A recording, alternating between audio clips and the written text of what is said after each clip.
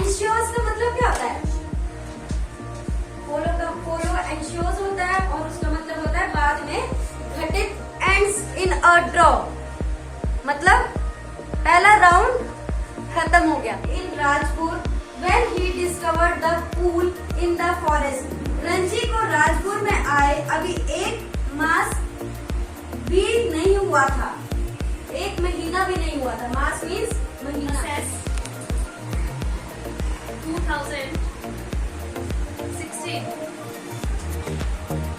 Okay, now run. Write the step to start assess 2016.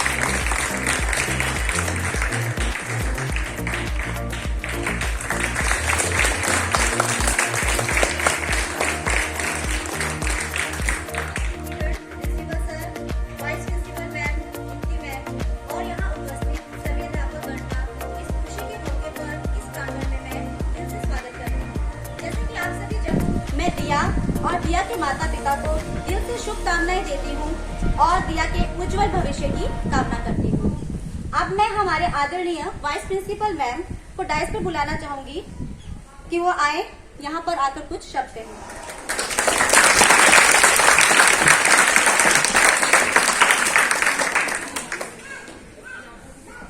आज मेरे पास कुछ शब्द नहीं है, क्या कहूँ। सबसे पहले तो दिया के पेरेंट्स को मैं बहुत ही उनको बधाई देना चाहती हूँ यहाँ से कि उन्होंने एक ऐसा बच्चा हमारी गोद में दिया।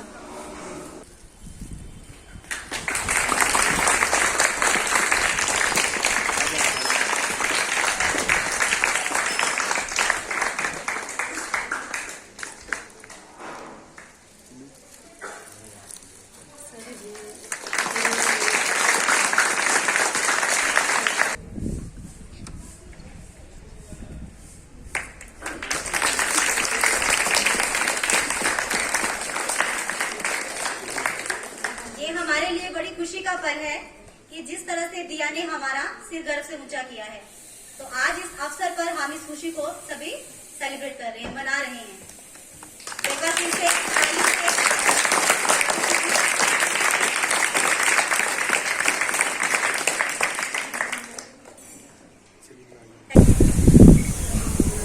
Respected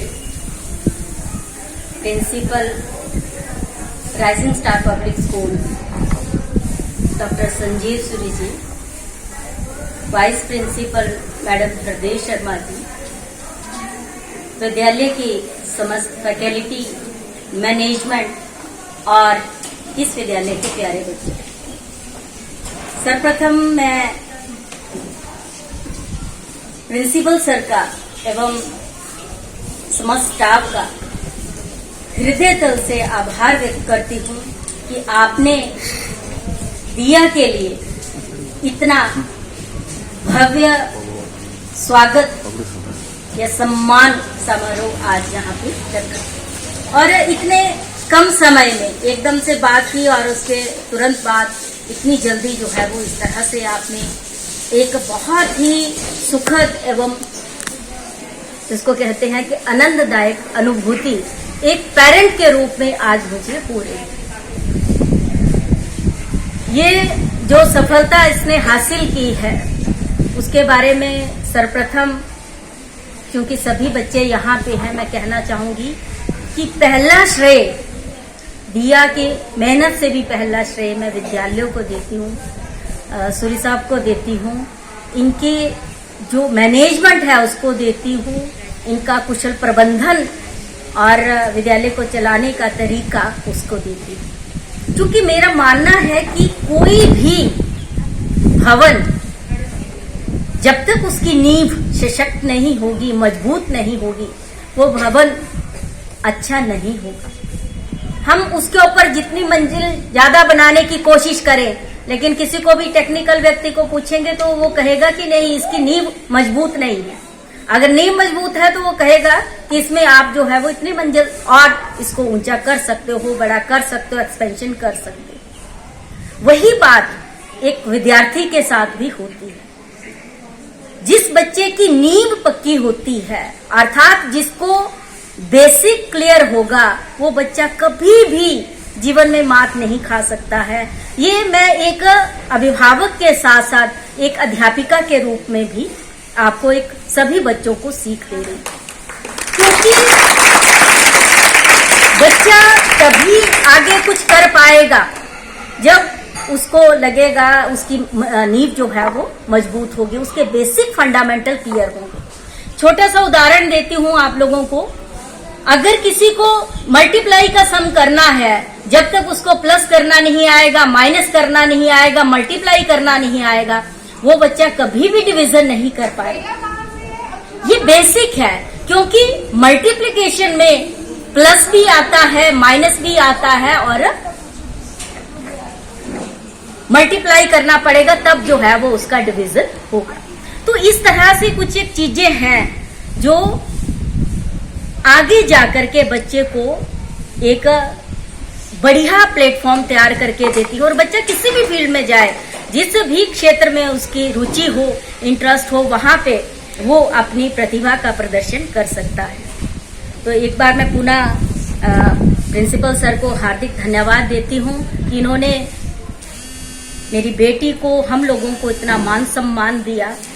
और ये मान सम्मान प्यारे बच्चों, आप लोगों ने भी इससे एक सीख लेनी है।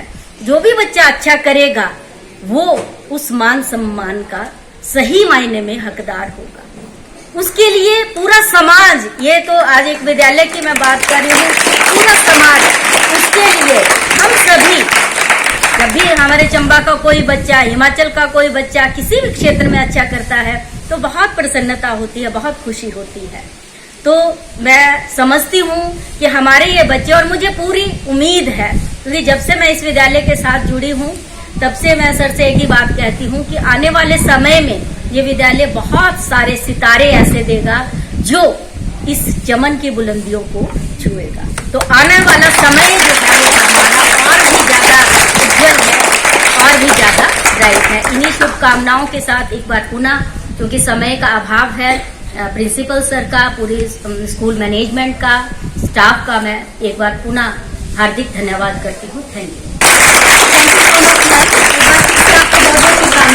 अब मैं चाहूंगी दिया यहाँ आए और अपने अनुभवों को, अपने विचारों को हमारे साथ साझा करें। Hi everyone. So my name is Dia, as all of you know, and I have secured all in 627 marks in NEET exam. So first of all, I would apologize to all of you that have been late 15 minutes. So I know आपने बहुत इंतजार किया है and it gets boring मेरा नाम सुन के। तो I'll come to the straight to the point कि मैंने यहाँ पे 10th तक अपनी एजुकेशन ली, and right now I'm feeling so nostalgic coming here. I remember the best part, the best class that we had was 8th standard. I remember it was there, and you know every moment is literally etched in my mind. I can remember every single moment, all the friends that we had, And now, when it comes to my preparation, so I started my preparation very late. I'll be very honest. I think 11th की बिल्कुल ending थी और 12th की बिल्कुल starting में I decided that I'll go for NEET. One of the reasons was कि I was good in medical science. I was fond of medical science actually. मुझे बहुत अच्छा लगता था subject. And that was the only reason कि मैंने 11th में decide किया that I'll go for medical science. But then later on I decided कि if you go for NEET, you would be able to get to study the subject that you really want to study from one of the best institutes of our country. So there's nothing wrong in it. तो उसके हिसाब से then I decided, और मुझे ये भी लगा कि if I don't study medical science now, तो I would regret it forever. मुझे हमेशा ये लगेगा कि I could have studied and I didn't. So that is why I went for medical science and then I gave NEET. और with the grace of God, I got good marks. Now, so when I come to the preparation, तो one thing that I would like to tell you that please dream big. अगर आप यहाँ सोच तो कम से कम यहाँ पहुँच जाओगे, अगर सोचोगे यहीं पर तो यहीं पर रहोगे. तो one thing that I need very clear, since मुझे पता था I couldn't lie to myself कि मैंने सबसे late preparation start की थी, almost 12 के starting में. ये जानते हो कि there are people who've been studying this and dreaming about becoming a doctor since maybe 9, 10 standard. They've been preparing for the exam so religiously. तो that was one thing very clear to my mind. उसके बाद what I did was basically अगस्त तक what I mainly focused was कि अपना syllabus complete करूँ. Then one of the keys जिससे मुझे लगता है I got 627 despite of having so many troubles. I mean मेरे टाइम पे कोविड था. 11th में I'll be very honest, मैंने कुछ भी नहीं पढ़ा है स्कूल का. I'll be very honest, मैंने बिल्कुल पढ़ाई नहीं की है. This is something क्योंकि मैंने उस टाइम बिल्कुल सोचा नहीं था that I'll go for NEET. And 12th standard में I will be very honest कि मैंने ऑनलाइन क्लासेस भी अटेंड नहीं करी. और इवन स्कूल जब लगा मैं डीएवी से किया 11-12 डीएवी सीनियर सेकेंडरी स्कूल. दो teachers were very helpful but मैंने एज सच इतना स्कूल अटेंड नहीं किया था. घर में ही प्रिपरेशन की थी, सेल्फ स्टडी की थी और उसमें I got this rank. One of the reason मुझे लगता है कि मैं इतना कर पाई वॉज कंसेप्चुअल अंडरस्टैंडिंग एंड आपकी फाउंडेशन मजबूत होना. अब बहुत लोगों को लगता है no when we are starting in 9th-10th standard कि ये थोड़ी आएगा, 11th-12th का देखेंगे. बट बिलीव मी, अगर आपने 9th-10th अच्छे से की है ना, वही चीजें रिपीट होती है 11th-12th में. जो 9th का सिलेबस है that is going to be little advanced in 11th और 12th और सेम विद 10th स्टैंडर्ड. तो अगर आपने उसमें क्लियर कर लिया सब कुछ, बिलीव मी बहुत आसान हो जाता है. अगर आप 4 घंटे भी पढ़ लेते हो ना 11th-12th में, अगर आपकी बेसिक्स क्लियर है तो आपको बहुत आसानी होती है. और ये इतना न्यूसेंस, इतना absurd things you will find people saying, literally my inside goes to burn out when I see here people saying कि यार फर्स्ट अटेम्प्ट पे तो क्लियर ही नहीं होता, कोचिंग लेनी पड़ेगी, पता नहीं कहाँ जाना पड़ेगा. Believe me these are all absurd thing, absolutely illogical. मुझे अगर आप बाहर जाके देखोगे यू विल रियलाइज पीपल कितना जल्दी वो अपने एम को डिसाइड कर लेते हैं और कितना रिलीजियसली, कितना फोकस, कितना सिंसियरली वो प्रिपेयर करना शुरू कर देते हैं. तो once you decide your aim जितना अर्लियर, उसके लिए आप उतने दिमाग से प्रिपरेशन करना शुरू कर देते हैं and that becomes very helpful and very easy.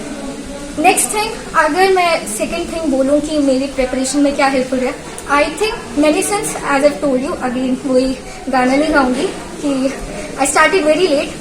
तो मेजर थिंग मुझे लगा कि I solve a lot of questions और मैंने नीट के लेवल के सॉल्व नहीं किए थे.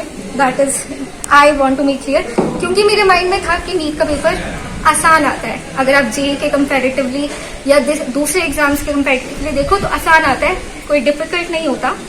तो मेरे दिमाग में था कि इफ आई सॉल्व टफर तो आसान ही बन जाता है, देयर इज नो पॉइंट. तो I solve a lot of questions, I solve a lot of mock. I think मैंने जनवरी से डेली स्टार्ट किया था. एनालिसिस करते हैं and one more thing, analysis is very important. अगर आप जैसे स्कूल में पढ़ रहे हो, don't go for marks. I B very honest, अगर मैं आपको बताने लगूं, फर्स्ट जो मैंने मॉक टेस्ट दिया था out of 720 I nearly got 200 something which is literally very bad score. मतलब लेकिन उससे ये नहीं है कि people get depressed or something कि रोने लग पड़े, ओ ये क्या हो गया, ये इतने कम मार्क्स, अब तो नहीं हो सकता, and they just get into one room, lock themselves and start crying. ठीक है, if you feel रोना है तो रो लो 1 घंटा, उसके बाद come back to the work. कोई पॉइंट नहीं मिलता है इतना रोना धोने का. I don't find personally, I B very honest. तो सबसे पहले just work hard. Don't think इतने कम मार्क्स है. स्टार्ट थिंकिंग कि क्यों इतने कम आए, और जो टॉपिक्स आपको लगता है जिसमें कम आए, फॉर इंस्टेंस कोई भी अगर आप स्कूल में पढ़ रहे हो, से कोई टॉपिक है, सोशल स्टडीज में है, बुद्धिज्म है, जैनिज्म है, इफ यू डोंट, आपको लगता है कि मार्क्स कम है, stop cramming question answers, rather than book खोलो और स्टार्ट स्टडिंग बुद्धिज्म, जैनिज्म क्या है. सिर्फ रट्टा मारने से कि ये बुद्धिज्म में ये आता है, जैनिज्म में ये सब है, उससे कुछ नहीं होता. बिलीव मी, आप अभी कर जाओगे पेपर्स में, अपने जो क्लास टेस्ट है उसमें आप 100 आउट ऑफ 100, 10 आउट ऑफ 10. जब बाकी जो सबसे इंपॉर्टेंट एग्जाम्स आते हैं, क्यों बोलते हैं लोग कि क्लियर नहीं होता फर्स्ट अटेम्प्ट में, बिल्कुल हो जाता है. द थिंग वाज, आप पढ़ने नहीं आता, आपको पढ़ाई करने नहीं आती. आप इमीडिएटली 10-10 घंटे बैठते हो पढ़ने को और उसमें आप सिर्फ रट्टा मारते रहते हो. किताब खोले रखोगे. मेरी क्लास में, I won't take the name, but there was a girl who I literally, वो हर लाइन क्राम करके जाती थी and actually she used to get good marks. But अभी she is nowhere. One of the reason is कि उसको पता नहीं था पढ़ना कैसे है. तो I would say target set करो. मैंने कभी नहीं सोचा मैं इतने घंटे पढ़ूंगी, क्योंकि दो मैं पढ़ती थी ज्यादा, क्योंकि मेरे पास कुछ करने को नहीं होता था. मैं घर में ही रहती थी पूरा दिन. आज सच में इतना जाती नहीं थी बाहर, तो मैं पढ़ती थी. But I used to set targets कि मुझे ये पढ़ना है, ये टॉपिक कवर करना है, तो आई जस्ट स्टडी कि अच्छा ये आज अगर say there is a topic on transportation in class, so I have to cover it and that is the thing that I cover. तो so don't lose your mind कि ये नहीं हो रहा, वो नहीं हो रहा. अगर आप बहुत अच्छे से स्ट्रैटेजी बनाते हो, आप स्मार्ट वर्क करते हो. आई वोंट से कि हार्ड वर्क मत करो, because hard work is indeed important. You can not neglect the fact कि there are thousands of children who been studying for so many hours a day, and you can not neglect the fact कि वो coaching वगैरह ले रहे हैं. And one more thing कि लोग बोलते हैं कोचिंग का लेनी चाहिए कि नहीं, मैंने नहीं ली. And for coaching I can say one cliche that it is neither necessary nor sufficient. You understand what it means? Necessary, I mean, the ultimate thing that matters is self study. अगर आप self study नहीं कर रहे ना, सिर्फ एक institute के सारे बैठे रह रहे हो कि वो सब करवा देंगे, कुछ नहीं होने वाला. इट इज वेरी इंपॉर्टेंट कि आप खुद से पढ़ाई करो, खुद में. जलवान है और मैंने इस वर्ष की नीट परीक्षा में 627 मार्क्स प्राप्त किए हैं. मेरी फर्स्ट से 10 तक की पढ़ाई जो है राइजिंग स्टार पब्लिक स्कूल में हुई. इसके बाद 11वीं और 12वीं की पढ़ाई जो है मैंने वो DV senior secondary school Hataspura Chamba से ही की है. और अगर मुझे अपनी जो मैंने ये 627 मार्क्स प्राप्त किए हैं उसका श्रेय देना है, तो मैं सबसे पहले जितने भी टीचर्स हैं जिन्होंने भी मुझे नर्सरी से पढ़ाया है और 11-12 तक के जितने भी टीचर्स रहे हैं, चाहे वो राइजिंग स्टार में रहे हों, डीएवी में रहे हों, उनका बहुत बड़ा योगदान रहा था. उनकी ब्लेसिंग्स थी जिसकी वजह से आज मैं यहाँ पहुँच पाई हूँ. तो मैं उनको थैंक यू बोलना चाहूँगी, उनका धन्यवाद करना चाहूँगी. इसके अलावा अब आपका अगला विजन क्या है, क्या करेंगे आप? अभी तो मैं एमबीबीएस पे ही फोकस करूंगी.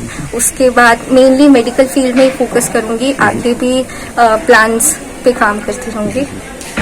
तो आप अपने इस स्कूल के बच्चों को क्या और संदेश देना चाहेंगे? मैं यही बोलूंगी कि अगर आप किसी चीज का, अगर आप कुछ सोचते हो करने का, तो उसके लिए प्लीज बहुत मेहनत करो और ये नहीं बीच में गिव अप कर दिया. उसके लिए काम करो. बहुत सारे लो पॉइंट्स भी आते हैं, बट जो रीजन है कि आपके क्यों वो करना चाहते हो, वो खुद ही एक बहुत बड़ा मोटिवेटिंग फैक्टर होता है कि आपको उस फील्ड में क्यों जाना है. तो उसको याद करो और अपनी प्रिपरेशन में कभी भी एक्सक्यूजेस मत बनाओ. मतलब वो सबसे वर्स्ट थिंग होगी अगर आप अपनी प्रिपरेशन में एक्सक्यूजेस बनाते हो. अगर आपको लगता है कि प्रॉब्लम्स हैं तो वो सबके साथ है, आपको सॉर्ट आउट करना है उन्हें. आप स्टडी करती तो कितने घंटे आप मतलब इस स्टडी को लेकर करती थी? मेरा कोई फिक्स टाइम नहीं था स्टडी का. मैं 5 बजे उठती थी और 10 बजे सो जाती थी, वो फिक्स था.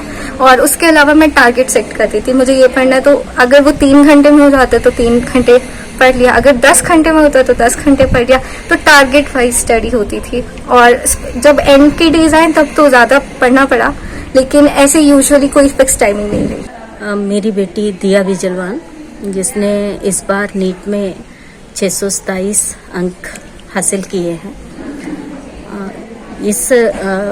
मेरे दोनों ही बच्चे राइजिंग स्टार पब्लिक स्कूल में शुरू से ही पढ़े हैं.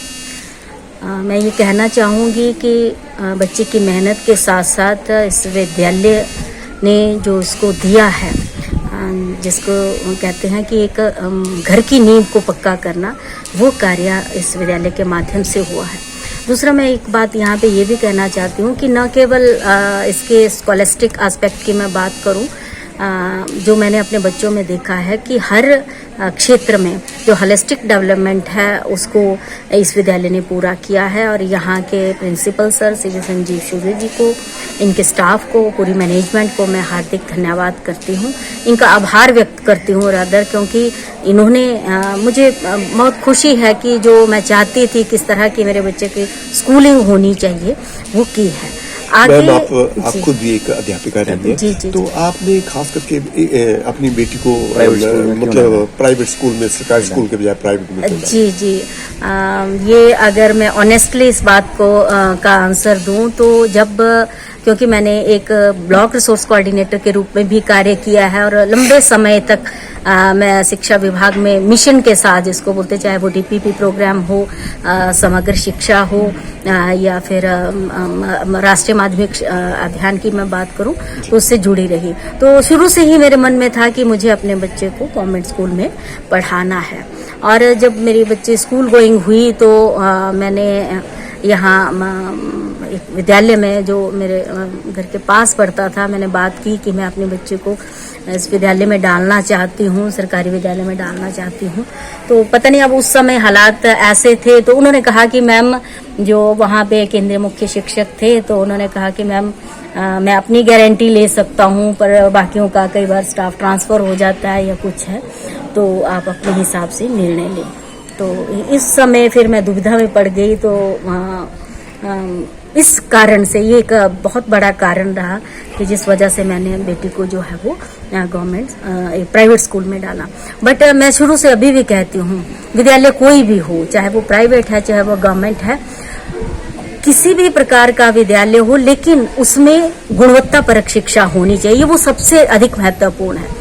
अगर हम प्राइवेट विद्यालय भी खोल लें और वहाँ पे बच्चों से फीस या पेरेंट्स से फीस अच्छी ले लें, लेकिन गुणवत्ता नहीं दे पाए तो उसका कोई लाभ नहीं है।